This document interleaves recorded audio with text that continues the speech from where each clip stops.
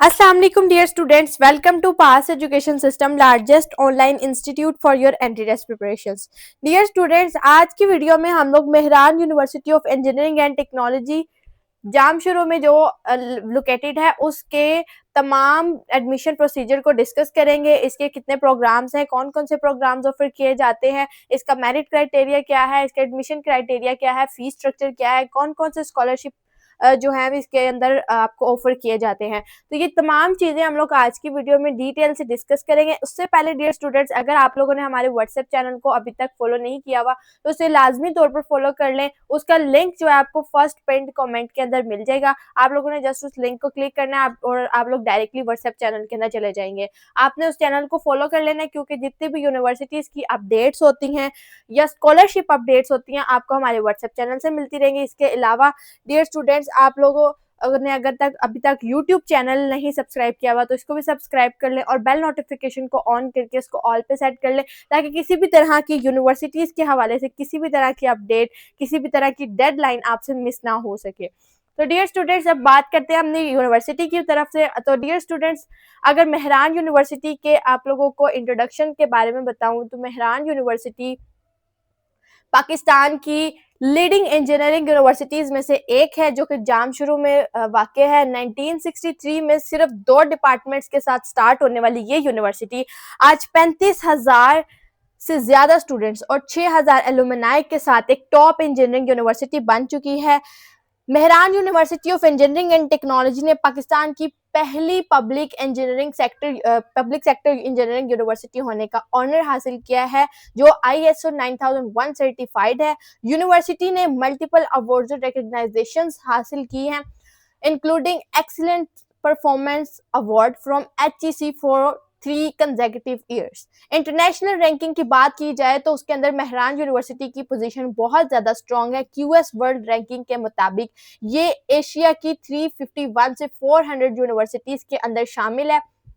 University की campus life की बात करें तो कैंपस लाइफ इसकी बहुत ज़्यादा आउटस्टैंडिंग है जिसके अंदर एक 20,000 स्क्वायर फीट की मेन लाइब्रेरी है जिसके अंदर 1 लाख से ज़्यादा किताबें, मल्टीपल हॉस्टल्स और state of the art auditorium students के लिए अवेलेबल है।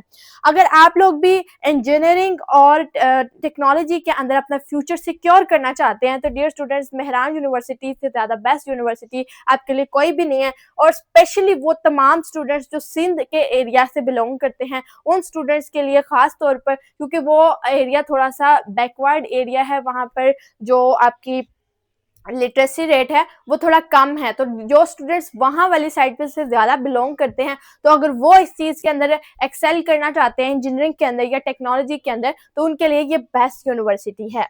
तो इसके बाद डियर स्टूडेंट्स, अब नेक्स्ट बात करते हैं हम लोग जो मेहरान यूनिवर्सिटी है इसके कैंपसेस के बारे में। तो डियर स्टूडेंट्स, मेहरान यूनिवर्सिटी के 2 कैंपसेस हैं। एक इसका मेन कैंपस है जामशुरू कैंपस और एक कैंपस है मीरपुर खैरपुर मीर्स जिसको जैम्प कैंपस भी कहते हैं। SGM-20 है, जैम्प कैंपस भी कहते हैं। खैरपुर मीर्स इसका एक और कैंपस है। ठीक है, ये 2 कैंपसेस मेहरान यूनिवर्सिटी के हैं और मेन कैंपस जो है वो जामशुरू है। इसका सब कैंपस खैरपुर मीर्स कैंपस है। ठीक है, अब इसके प्रोग्राम्स ऑफर्ड की बात कर लेते हैं। जो प्रोग्राम्स आप लोगों के ऑफर किए जाते हैं यहाँ पे आप लोगों को वो कैटेगरी समझ लेना बहुत जरूरी है। मेहरान यूनिवर्सिटी के अंदर आपको 2 तरह के प्रोग्राम्स ऑफर किए जाते हैं। एक होते हैं BS प्रोग्राम्स और एक होते हैं B.Tech प्रोग्राम्स। ठीक है, एक BS प्रोग्राम है और एक है B.Tech प्रोग्राम्स। अब एक यहाँ पे कोई एक क्वेश्चन अराइज होता है कि BS प्रोग्राम्स और B.Tech प्रोग्राम्स के अंदर क्या डिफरेंस है। जब आपको वो डिफरेंस पता चल जाएगा फिर खुद ही आपको आइडिया हो जाएगा कि आपको किस तरह की कैटेगरी के प्रोग्राम के अंदर एडमिशन लेना है। ठीक है, अब BS प्रोग्राम्स जो होते हैं इन प्रोग्राम्स के अंदर आपका साइंस के ऊपर फोकस जो है वो उसकी थ्योरी और जो कॉन्सेप्ट होता है किसी भी तरह की इंजीनियरिंग और मैकेनिक्स के पीछे जो सारी साइंस होती है, कैलकुलेशंस होती हैं, वो तमाम चीज़ें जो कॉन्सेप्ट्स होते हैं जो उसके ऊपर लगाए गए होते हैं उन चीज़ों को डिस्कस करना, उसकी थ्योरी पढ़ना, उसके कॉन्सेप्ट्स को समझना, ये चीज आपके BS प्रोग्राम्स के अंदर फोकस की जाती है।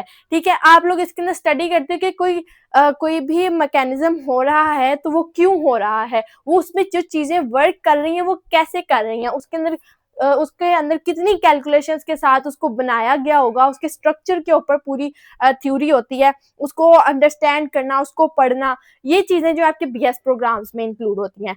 अगर आप इसके जो ग्रेजुएशन के बाद अगर आप इसके स्कोप की बात करें कि बीएस प्रोग्राम का स्कोप ये है कि आप इसके बाद रिसर्च सेंटर्स में भी जा सकते हैं, रिसर्च कर सकते हैं, अपने अपने थीसिस लिख सकते हैं। उसके अलावा एक्सपेरिमेंट्स जो हैं वो आप लोग परफॉर्म करके कुछ नई इनोवेशंस प्रोड्यूस कर सकते हैं। उसके अलावा आप लोग हायर स्टडीज के लिए एमएस या पीएचडी कर सकते हैं।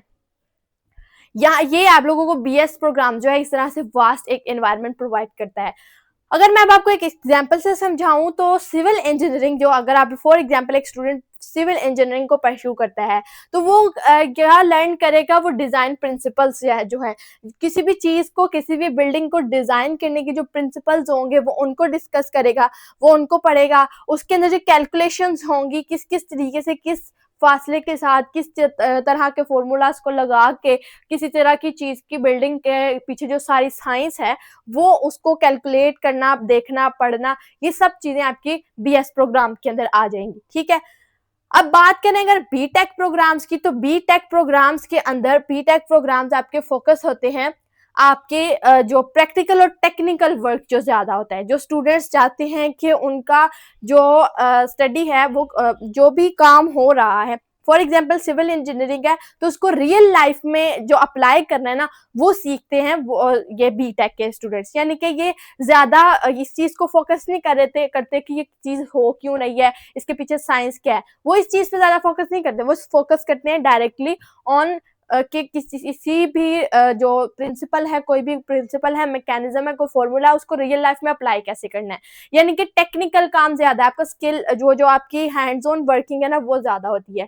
तो जो students after graduation technical side पे जाना चाहते हैं, यानी कि फील्ड वर्क करना चाहते हैं, फील्ड में जाकर जॉब करना चाहते हैं, हैंड्स ऑन स्किल्स करना चाहते हैं, अचीव करना चाहते हैं, तो उन स्टूडेंट्स के लिए बीटेक प्रोग्राम्स ज्यादा बेनिफिशियल होते हैं।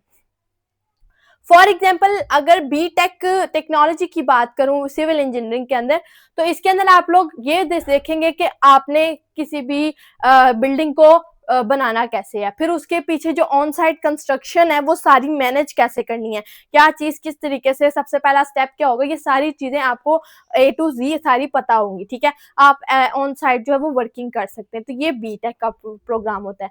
अब अगर फॉर एग्जाम्पल अगर मेहरान यूनिवर्सिटी के अंदर जो बीएस के प्रोग्राम्स है, मैं एज एग्जाम्पल यहाँ पे आपको शो किए हैं, बाकी प्रोग्राम्स जो है डिटेल के साथ मैं अभी आपके साथ डिस्कस करती हूँ। ये मैंने एज एग्जाम्पल शो किया कि लाइक बीएस के प्रोग्राम्स के अंदर आपके बीबीए आ जाते हैं, बीएस कंप्यूटर साइंस आ जाता है, साइबर सिक्योरिटी आ जाता है, मैथ्स आ जाता है, इंग्लिश आ जाता है, एनवायरमेंटल साइंस आ जाता है, आर्टिफिशियल इंटेलिजेंस आ जाता है। और बीटेक के अंदर ये सिंपली दो ही प्रोग्राम ऑफर हो रहे हैं यहाँ पे, इसलिए मैंने दो ही मेंशन किए हैं, बी टेक्नोलॉजी सिविल इंजीनियरिंग और B technology electrical engineering.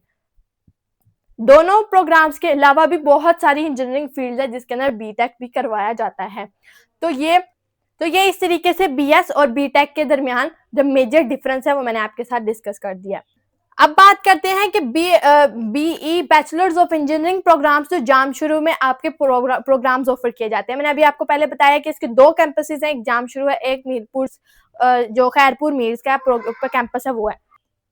Bachelors of engineering programs जो ऑफर किए जाते हैं उसके अंदर इंक्लूड है biomedical engineering, chemical engineering, civil engineering, computer system engineering, electrical engineering, electronic engineering, environmental engineering, industrial and management engineering, mechanical engineering, mechatronics engineering, metallurgy and material engineering, mining engineering, petroleum and natural gas engineering, software engineering, telecommunication engineering, textile engineering. इसके बाद B arch, B CRP, BVA, BS, B tech के programs के अंदर architecture, city and regional planning, business administration, English, computer science, environmental sciences, mathematics, cyber security, artificial intelligence, civil engineering technology और electrical engineering technology, ये BTech के दो programmes है जो offer किए जाते हैं।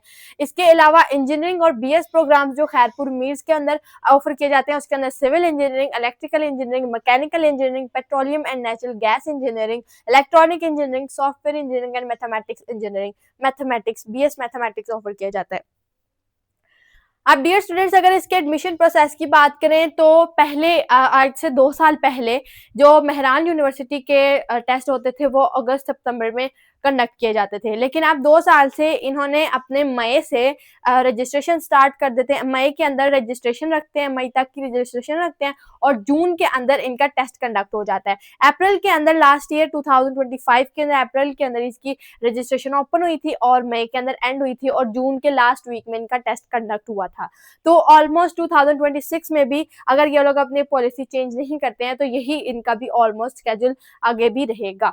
तो डियर स्टूडेंट्स, जब आप लोगों ने अपना टेस्ट दे लेना होता है, उसके बाद जब आप लोग इसका टेस्ट क्लियर कर लेते हैं, उसके बाद आपको इंटरव्यू के लिए कॉल आती है, कॉल लिस्ट लगती है।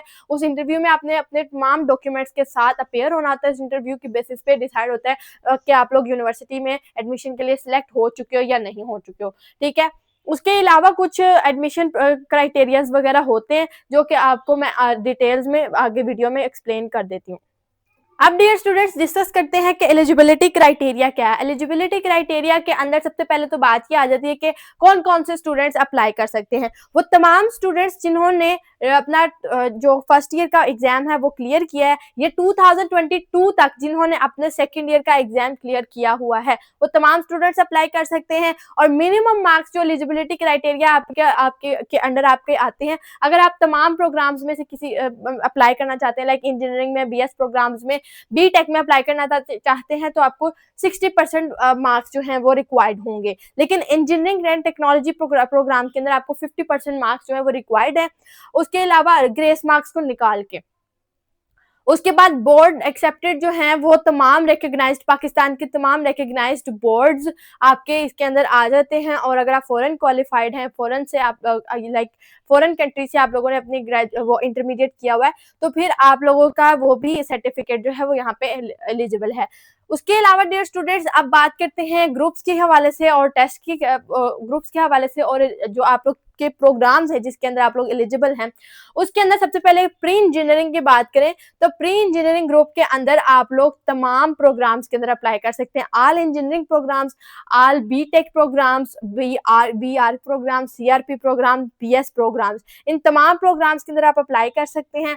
उसके अलावा जो प्री मेडिकल के स्टूडेंट्स हैं, प्री मेडिकल के स्टूडेंट्स यहाँ पे मेंशन्ड फील्ड्स के अंदर ही अप्लाई कर सकते हैं, जिसके अंदर BS biomedical, BS environmental, BS chemistry, BS mathematics, BS programs, तमाम बीएस प्रोग्राम्स के अंदर अप्लाई कर सकते हैं एक्सेप्ट इंजीनियरिंग प्रोग्राम्स, क्योंकि बायो के जो इंजीनियरिंग प्रोग्राम्स होते हैं उसके अंदर एड मैथ्स जरूरी होता है। अगर आप मेडिकल के साथ एड मैथ का टेस्ट भी उनको टेस्ट के इम्प्रूवमेंट जो एड मैथ्स के मार्क्स हैं वो भी उनके सामने रख दें, तो फिर आप लोगों का जो कॉम्बिनेशन अब वो प्री मेडिकल से इंजीनियरिंग में कन्वर्ट हो जाएगा, शिफ्ट हो जाएगा, तो फिर आप लोग इंजीनियरिंग प्रोग्राम्स के अंदर अप्लाई कर सकते हैं।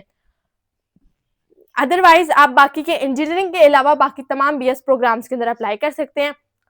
जनरल साइंस और आईसीएस के students just computer science, software engineering, mathematics और आईटी में अप्लाई कर सकते हैं। कॉमर्स के students management, economics, finance related programs के अंदर अप्लाई कर सकते हैं। ह्यूमैनिटीज और आर्ट्स के जो स्टूडेंट्स हैं वो BS English, BS social sciences, BS media studies के अंदर अप्लाई कर सकते हैं। और डिप्लोमा होल्डर्स जो है वो अपनी रेलिवेंट इंजीनियरिंग टेक्नोलॉजी प्रोग्राम के अंदर अप्लाई कर सकते हैं। अब डियर स्टूडेंट्स, यहाँ पे बात करते हैं जो एक मोस्ट इंपॉर्टेंट क्वेश्चन अराइज होता है हर यूनिवर्सिटी के एडमिशन प्रोसीजर के हवाले से कि गैप ईयर की डिडक्शन होती है या नहीं। अगर हमारा गैप ईयर है तो एग्रीगेट से डिडक्शन होती है या नहीं, अगर होती है तो कितने परसेंट होती है। तो डियर स्टूडेंट्स, इनकी गैप ईयर डिडक्शन पॉलिसी के अकॉर्डिंग इसमें क्लियरली मेंशन है 1% of your aggregate marks is deducted for each gap of 1 academic year after matriculation examination from the total marks of part 1 or diploma examination or equivalent for the purpose of the determination of merit in each district or category. This deduction is applicable whether the part 1 or diploma examination had been repeated or the gap had occurred owing to any reason. अब इसके अंदर इस policy के according आपका 1% आपके total aggregate में से जो है वो डिडक्ट किया जाएगा ईच गैप ईयर। अगर आप लोग अपने मैट्रिक के एग्जाम के बाद एक गैप ईयर लेते हैं तो उसके अंदर आप लोगों का 1% मार्क्स जो है वो 1% जो है वो आपका एग्रीगेट डिडक्ट हो जाएगा।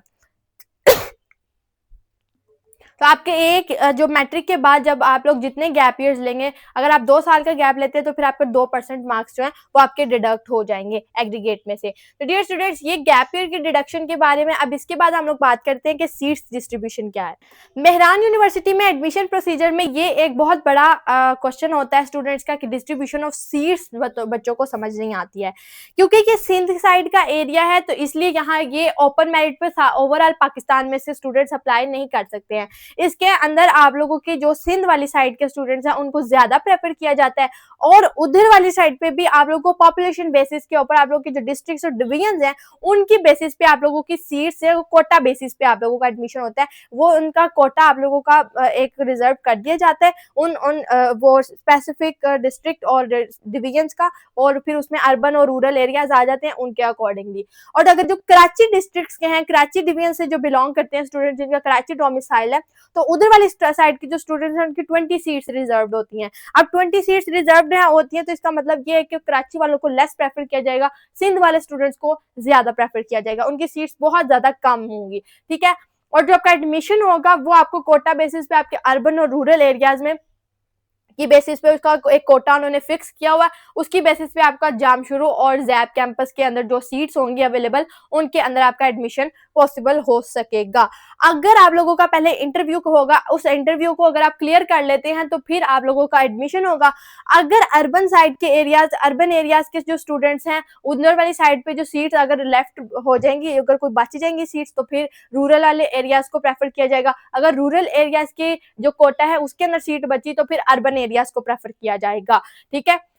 तो इस तरीके से इसका एडमिशन प्रोसेस होगा। अब इससे पहले मैं आप लोगों को अर्बन और रूरल एरियाज का बता देती हूँ कि कुछ एरियाज जो हैं वो मेन सिटी वाली साइड के एरियाज होंगे, यानी शहरी इलाके जिसको कहते हैं, और जो रूरल एरियाज होते हैं उनको देही इलाके कहते हैं, यानी कि जो थोड़े से बैकवर्ड और गांव देहात वाले इलाके होते हैं उन इलाकों को रूरल एरियाज कहेंगे, ठीक है। तो इसकी बेसिस पे आप लोगों के जो भी डिस्ट्रिक्ट्स हैं उसकी एक लिस्ट बना दी हुई है। उन डिस्ट्रिक्ट्स के अंदर जो जो एरियाज रूरल और अर्बन के अंडर आते हैं उनको स्पेसिफाई कर दिया हुआ यूनिवर्सिटी ने अपने पोर्टल पे। उनकी लिस्ट भी मैं आपको दिखाऊंगी, उसके साथ में आप लोगों को सीट्स भी दिखाऊंगी जो रूरल और अर्बन एरियाज की स्पेसिफिक डिस्ट्रिक्ट्स के अंदर मेंशन होती है, रिक्वायर्ड होती है, कोटा फिक्स्ड होता है।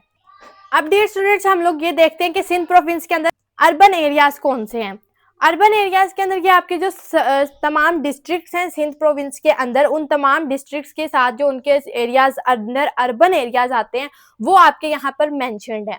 आप लोगों ने यहाँ पर देख लेना कि जो जो भी आप जिस भी डिवीजन से आप लोग बिलोंग करते हैं तो आपको आइडिया हो जाएगा कि आपका एरिया अंदर अर्बन आता है या फिर अंदर रूरल आता है। यहाँ पे मेंशन है, ये सारे आपके जो यहाँ पे मेंशन है ये अर्बन एरियाज हैं, और यहाँ पर जो आप लोगों के जिसके अंदर रूरल एरियाज होंगे वो वहाँ पे मेंशन है कि ये नो अर्बन एरियाज है। जहाँ नो अर्बन एरियाज मेंशन है वहाँ पे वो वाला जो डिस्ट्रिक्ट है वो आपका अंडर रूरल एरियाज आ जाता है।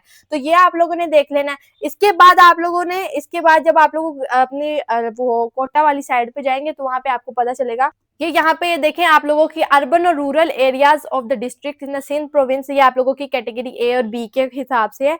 तो ये ए जो है इसके अंदर सक्खर के जो 28 सीट्स हैं, घोटकी की 29 है, खैरपुर की 44 है, शहीद बेनजीराबाद की 26 है, नौशहरा फिरोज की 26 है। अर्बन एरियाज की जितनी सीट्स हैं और रूरल एरियाज की जितनी सीट्स हैं वो यहाँ पे मेंशन है। इसी तरीके से लाड़काना का भी है, हैदराबाद का भी है, मीरपुर खास का भी है, और इस तरीके से कराची डिस्ट्रिक्ट की 4 सीट्स हैं, और कराची डिस्ट्रिक्ट के ये भी उन्होंने मेंशन कर दिया कि ये अर्बन एरियाज के अंडर आता है। तो इस तरीके से आपकी टोटल 311 सीट्स जो हैं वो कैटेगरी ए में से आती हैं। इस तरीके से यहाँ पे इसकी कैटेगरी सी भी है जो रिजर्व सीट्स के लिए है। फिर उसके बाद यहीं पे इसकी जो बाकी के सीट्स की जो आपकी डिटेल्स हैं और जो डिसिप्लिन वाइज जो सीट्स हैं वो उनकी डिटेल्स भी यहाँ पे मेंशन है। तो आप लोग अपनी सीट्स की डिटेल्स वगैरह जो है वो यहाँ से देख सकते हैं। अब बात करें इसकी एडमिशन फी की, जो आप लोगों ने अपने at the time of admission पे करनी होती है वो इसके चार्जेस यहाँ पर मेंशन है। एडमिशन फी आपकी 25,300 है जो कि आपको पर ईयर पे करनी होगी। सब्जेक्ट सोसाइटी के चार्जेस भी आपको 2420 रुपीज है जो कि आपको पर ईयर पे करने होंगे। ट्यूशन फी है वो आपको पर सेमेस्टर पे करनी होगी जो कि 72,600 है। आप लोगों के HSC या आपके इक्विवेलेंट मार्क्स सर्टिफिकेट की वेरिफिकेशन जो कि एक दफा आपको पेमेंट करनी करनी होगी at the time of admission, उसकी फ़ी आपकी 2750 रुपीज़ होगी। एनरोलमेंट कार्ड फ़ी जो है आपको वन टाइम पे करना होगा 1470 रुपीज़। स्टूडेंट आईडी कार्ड फ़ी जो है वो आपको पर ईयर पे करना होगा 660 रुपीज़। कॉशन मनी रिफंडेबल है, ये आपको वन टाइम पे करना है 6000 और ये आपको पे बैक हो जाता है जब आपकी डिग्री कंप्लीट होती है तो आपको रिफंड कर दिया जाता है। ट्रांसपोर्ट चार्जेस आपके पर सेमेस्टर 15,400 होते हैं। एग्जामिनेशन फी के पर सेमेस्टर आपके 2640 रुपीज़ होते हैं। डेवलपमेंट चार्जेस भी आपको पर सेमेस्टर पे करने होते हैं और गेम्स फी के भी। इस तरीके से आपको टोटल जो है 1,31,650 रुपीज़ बन जाते हैं। अब बात करते हैं इसकी स्कॉलरशिप की। स्कॉलरशिप्स जो मेहरान यूनिवर्सिटी में आपको ऑफर की जाती हैं उसके अंदर कुछ स्कॉलरशिप्स जो है वो आपको यूनिवर्सिटी की तरफ से मिलती हैं। स्कॉलरशिप्स भी हैं और कुछ फाइनेंशियल एड्स भी हैं। उसके अलावा कुछ डोनर्स भी हैं जो आपको डोनेट करते हैं आपकी स्कॉलरशिप के लिए, आपकी फाइनेंशियल एड के लिए। जिसके अंदर मेहरान यूनिवर्सिटी की तरफ से जो है वो इंटरनल मेरिट स्कॉलरशिप है। इसके बाद student advancement and endowment fund scholarship है। Financial assistance on poverty basis Mehran UT Jamshoro की तरफ से है। इसके बाद Mehran university teacher association need cum merit scholarship है। उसके बाद मुआवा स्कॉलरशिप है। HEC need based scholarship program है। Ehsaas under graduate scholarship program है। Pak USAID MNBSP merit and need based scholarship है। ओजीडीसीएल नीड बेस्ड स्कॉलरशिप है। माइनॉरिटी है। एंडोवमेंट फंड स्कॉलरशिप है। Jammu and Kashmir state financial assistance है। HEC provision of higher education opportunity for the students of Balochistan and FATA. PEC scholarship है। Balochistan scholarship, SEFA scholarship है। NKB need based scholarship है। IEP SAC scholarship है। PEEF scholarship है। United Memon Jamat of Pakistan scholarship है। Citizen foundation scholarship है। Mister Zahid Suleman need cum merit based scholarship है। इसके बाद Mir Hassan Rind need cum merit scholarship है। Mister Ilyas Ishqi need cum merit scholarship. Ghulam Hussain Brohi need cum merit scholarship. Sachal engineering 1971 batch need cum merit scholarship. Kuldeep Kumar need cum merit scholarship. Karwane Ilm foundation Lahore. HBL platinum under graduate scholarship for students from Gwadar. Minority scholarship बीफ out of the province scheme partially funded scholarship scheme for the students of Balochistan. Scotland Pakistan scholarship for young women and girls. Sona Award of Farmers scholarship scheme. Al-Falah scholarship. Punjab educational endowment from PEEF scholarship. Baba Guru Nanak scholarship from Akhuwa scholarship program 2023. Hope scholarship. Kambar Shadat Kot Need Come Merit scholarship. Undergraduate scholarship program for the student of Gilgit. Khairpur Need Come Merit scholarship. Coastal region higher education scholarship program for Balochistan and Dalda scholarship programs. These are all the scholarship programs offered by university or by the donors. इसके बाद dear students हम लोग बात admission test की। Admission test के अंदर आप लोगों के ने जब अप्लाई करना होता है तो उसके अंदर आपको अपनी कैटेगरीज का ख्याल रखना होता है। कैटेगरीज के अकॉर्डिंगली आपकी 4 कैटेगरीज हैं, इनको देखते हुए आपका इंटरमीडिएट जो प्री इंजीनियरिंग आप लोगों का जो भी इंटरमीडिएट का बैकग्राउंड होगा उसकी बेसिस पर ही आपने अप्लाई करना है। अगर आप प्री इंजीनियरिंग बैकग्राउंड के हैं तो आपने आगे टेस्ट भी प्री इंजीनियरिंग का ही देना है। उसके अकॉर्डिंग आपको फिजिक्स, केमिस्ट्री, मैथमेटिक्स और इंग्लिश के सब्जेक्ट्स प्रिपेयर करने होंगे जिनके ईच सब्जेक्ट के 25 मार्क्स हैं और 25 ही एमसीक्यूज होंगे। 25 मार्क्स ही ईच एमसीक्यूज कैरी करेगा। उसके बाद प्री मेडिकल के स्टूडेंट फिजिक्स, केमिस्ट्री, बायोलॉजी और इंग्लिश के सब्जेक्ट्स को प्रिपेयर करेंगे। जनरल साइंस के students physics, computer science, mathematics और इंग्लिश के टेस्ट को प्रिपेयर करेंगे, सब्जेक्ट्स को प्रिपेयर करेंगे। कॉमर्स और ह्यूमैनिटीज के स्टूडेंट्स जनरल साइंस के 25 एमसीक्यूज होंगे, जनरल मैथमेटिक्स के 30 होंगे, इंटेलिजेंट क्वेश्चन के 20 होंगे, इंग्लिश के 25 एमसीक्यूज होंगे जो कि वो प्रिपेयर करेंगे। इसके बाद एडमिशन टेस्ट की कुछ इंस्ट्रक्शंस ये हैं कि टोटल 100 मार्क्स का आपका टेस्ट होता है। 1 घंटे में आपको पूरा टेस्ट सॉल्व करना होता है। कंप्यूटर बेस्ड टेस्ट होता है जिसके अंदर आपको जो मार्क्स है वो आप कैंडिडेट को एज क्रेडेंशियल प्रोवाइड किए जाते हैं। नॉन नेगेटिव मार्किंग, इसके अंदर नेगेटिव मार्किंग कोई नहीं होती है। और जो आपने जब भी अपना टेस्ट देने जाना है अपने लॉगिन और टेस्ट को जो स्टार्ट करना है इन्विजिलेटर की इंस्ट्रक्शंस को स्ट्रिक्टली फॉलो करते हुए करना है। आपको एक रफ वर्क के लिए शीट मिलेगी, आपने उसको यूज करना है, उस पर सारा रफ वर्क करना है, लेकिन उसको बिल्कुल भी मिस यूज नहीं करना।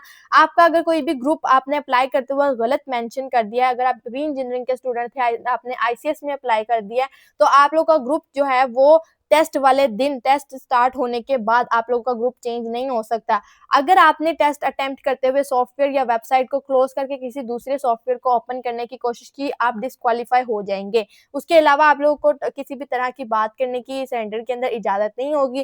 किसी भी तरह का इंटेंशनल मिसकंडक्ट या चीटिंग आपके डिस्क्वालिफिकेशन का बायस बनेगी। आपने जब तक अपना आपका एडमिशन जो सारा प्रोसेस है वो कंप्लीट नहीं हो जाता टेस्ट का और आपको इन्विजिलेटर खुद नहीं कह देता चले जाने को, तब तक आपने नहीं जाना। अगर मेरिट फॉर्मूले की बात करें तो मेरिट फॉर्मूला में मैट्रिक के 10% इंक्लूड होते हैं, फर्स्ट ईयर के 30% और प्री एडमिशन टेस्ट के 60% मार्क्स जो है वो इंक्लूड होते हैं।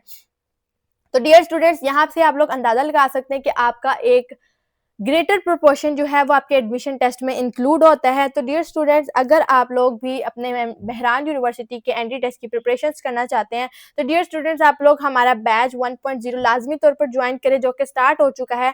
उसके अंदर आप लोगों को ये प्रीमियम बैच है जिसके अंदर आप लोगों को एंट्री टेस्ट की प्रिपरेशन इस तरीके से करवाई जाएंगी कि आप लोग देख सकते हैं इस तरह के रिजल्ट जो हैं ये, जैसे कि 85 मार्क्स हैं, 80 मार्क्स हैं, इस तरीके से आप लोगों को 80 प्लस मार्क्स अचीव करवाने, आप लोगों के 80 प्लस मार्क्स आ जाए, आप लोगों को प्रिपरेशन इस तरीके से करवाई जाएंगी। डियर स्टूडेंट, जब आप लोगों को प्रिपरेशन करवाई जा रही होती हैं तो उस टाइम आप लोगों की पूरी जो प्रिपरेशन है वो आप लोगों के एंटी टेस्ट के बिल्कुल एन मुताबिक, और आप लोगों की जो प्रिपरेशन है वो बिल्कुल एंटी टेस्ट के ऊपर फोकस्ड होती हैं, रेलिवेंट प्रिपरेशन होती हैं। ये सबसे बड़ी बात है कि किसी भी इंस्टीट्यूट की जो आप लोग अगर बात करें प्रिपरेशन की, तो कोई भी इंस्टीट्यूट इतना फोकस्ड और रेलिवेंट प्रिपरेशन मटेरियल प्रोवाइड नहीं करता जितना हमारा होता है।